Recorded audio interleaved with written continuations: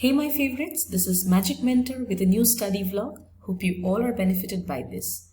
Today's topic is CV writing. Now let's come to the most important part. What is CV? So CV basically stands for Curriculum Vitae, which in Latin means course of life. Now this can be a bit misleading because no employer is interested in knowing every single detail of your life. So, because it's not an autobiography, right? So, what should a CV include, or what is a CV then? I would say CV is nothing but a marketing tool, where you sell your skills, your qualities, your expertise, and your potential to a prospective employer. Because that is the first thing a prospective employer will see about you. And definitely, as we all know, first impressions matter, right?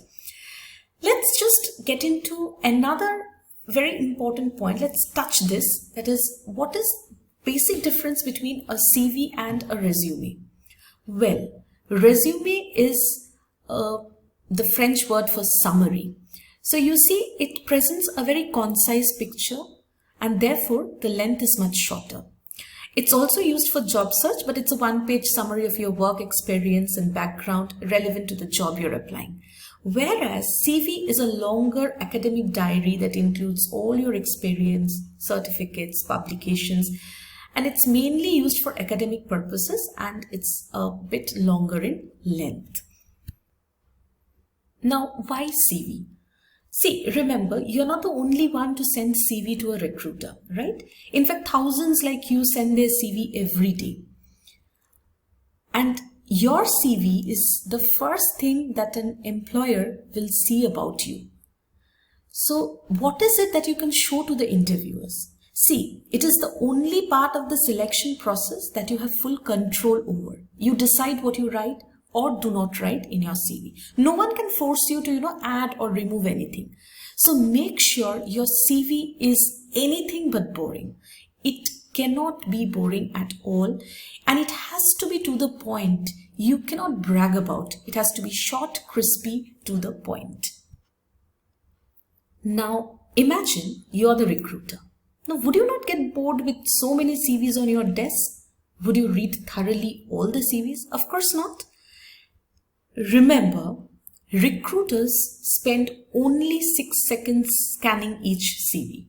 So you've got to nail it with your first impression. That's first impression, it matters and it creates a lasting impression. So that you have to ensure. Next, you have to submit a neat, properly organized document, because only then the recruiters would be convinced to spend a bit more time on your CV. But if you submit a poorly formatted CV, you will get discarded then and there. Now, designing the CV in proper order is very important.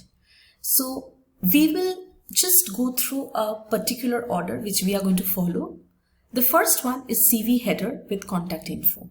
Second, CV objective or summary. Third, work experience. Fourth, education. Fifth, skills. Sixth, additional sections. And seventh, disclaimer. In the first section of CV header with contact info, it sounds very easy, sharing your contact information, but what exactly should you put is very important to learn. Well, the first thing that you're going to write down is your name. In your CV header, the first thing you're going to write down is your name, your full name, not your nickname, and the one that is spelled on your ID card. Next, you can put a professional title. So suppose you are a healthcare professional, you can just write down that. If you're a hospital administrator, you can write down that. If you are a software developer, you can write down that. Anything, whatever your professional title is, you can put in that. Next, we have two kinds of addresses. One is mailing address and the other is email address. Well, there are certain companies that still send you letters, but in most of the corporate world, we are seeing that email is the preferred means of communication. So I would suggest you to put an email. In the email address that you put, make sure you check it regularly, or else you might just miss to give that crucial reply when required. And since email is very, it's a professional one, please do not use any kind of high school email IDs like, lovestarboy@gmail.com. Nothing of that sort. And also avoid using any kind of current work address. That might make you a disloyal candidate. Next, put in your mobile number, the one which is in working condition. The last one is the one that I have written out here is the LinkedIn profile. And this LinkedIn profile, I would suggest, this is highly recommended by me, because a resume with, social media links has the redeeming quality of making you a little more tech savvy, which is very much needed in our current world. But be sure to hide any objectionable content from any social media page, as nowadays recruiters anyway look you up. So make sure your social media handles are quite clean. You've got to begin your CV with a personal profile. Why you are the candidate that the employer should bank on. So for this, you have to write a very short paragraph of say 100 words that tells the recruiters why you are the right candidate they have been looking for. And for this, you can also take help of, a CV objective or a CV summary. If you are a fresher, write down a CV objective where, you will write what skills you have mastered and how you would fit in. If you're an experienced candidate, write down CV summary where, your career progress, your achievements are going to be highlighted. Here's one example of how to write a CV objective. Suppose you're a healthcare professional. You can, whatever professional or whatever profession you belong to, doesn't matter. You can write it in your own way. I'm just giving you an example of a healthcare professional. So here we see, I have the write-up that I have put in here is a highly motivated individual seeking to work as a hospital administrator in a reputed organization where my technical know-how would be enhanced along with the sharpening of my decision-making skills and leadership skills. So here I am pointing out on what I am, where do I want to work, in what kind of organization I would like to work, and what are my skills. Moving on to the CV summary. In the CV summary, we deal with experienced candidate. So here the write-up has changed. A dependable healthcare administrator associated with reputed hospitals, having 4.5 years of experience in dealing with patient records, medical billing, hospital work schedules, and healthcare policies. NHCA certified, looking to improve current medical administration skills by becoming the next health program administrator. So here we have the role in which he has been working, for how many years you've been working, in what kinds of hospitals, what were the responsibilities, the job roles, the responsibilities, if any other kind of certification is there, even that has been put, and what is the next plan. Now, work experience is one of the most crucial components of your job application. So first, you have to make the section heading stand out. You can write something like employment history. Next, put your work experience section in the correct place. So if you have a lot of professional experience, you have to put this under the career summary. But if you're a fresher without any extensive work history, then put it after the education section. Thirdly, list your job descriptions in reverse chronological order. So like start with your current job, then follow it with the previous one and the one before it, and so on. Fourth, enter clear and legible details. So details such as your job title, your company name, the duration in which you have worked in that particular company, and the job roles and responsibilities. But remember, description will be the most for your present job and will lessen as you go back in time. The fifth one and the last one is tailor your CV according to the job posting. Now, tailoring means trying to relate your responsibilities along with what is given in the ad. And that's very important because CVs, rather I would say generic CVs, get dismissed at a large scale than tailored CVs. So this is very important. You can also put in key achievements. Key achievement is something that, you don't want the recruiter to miss. For example, you write, developed an app that helped in keeping all documents of the department organized.